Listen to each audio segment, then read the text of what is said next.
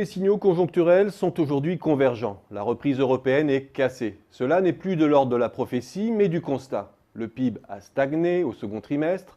La locomotive allemande, soit 29% du PIB de la zone, entrera très probablement en récession technique au troisième trimestre.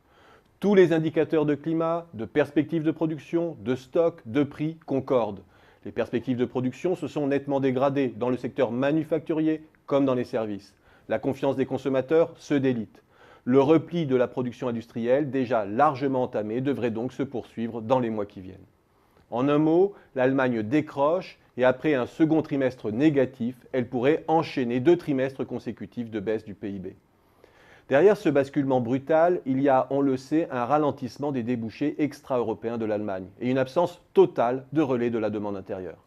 Cependant, à ce stade, l'Allemagne réunit plus les conditions d'une croissance molle prolongée que d'une baisse durable de son activité. Le moteur des créations d'emplois est à l'arrêt, mais le pouvoir d'achat des salaires croît légèrement dans le contexte de ralentissement des prix que connaît l'ensemble de la zone.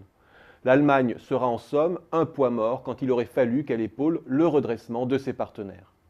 Sans locomotive, l'ensemble de la zone euro, déjà au point mort, va-t-elle sombrer tout entière en récession? Plus précisément, faut-il s'attendre à 2 trimestres consécutifs de baisse du PIB au troisième et quatrième trimestre?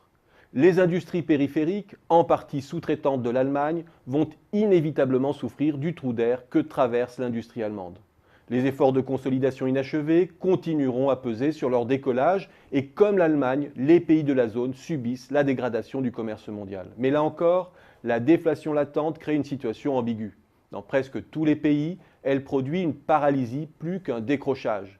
Les projets d'investissement sont différés, les marges sont compressées, mais la consommation sauve les meubles. Il ne s'agit pas en somme d'un vrai retournement cyclique avec les effets amplificateurs habituels. Il n'y a pas eu de surchauffe préalable, d'excédent de stock, de surinvestissement. Les entreprises qui naviguaient déjà à vue et collées au plus près aux évolutions du marché vont continuer à le faire sans surajustement. Pas de grande dégringolade donc. En somme, tout conduit l'Europe vers un scénario de croissance zéro. Un scénario de zombie où tous les moyens mis en œuvre pour doper l'offre et relancer l'activité se muent en outils défensifs pour maintenir les entreprises en survie artificielle. Le quantitative easing de Mario Draghi, destiné à relancer l'investissement, va juste éviter une restriction du crédit mortifère. Le CICE épargne à la France un ajustement brutal des salaires. La politique de baisse d'impôts engagée par Matteo Renzi en Italie va temporiser le ralentissement de la demande.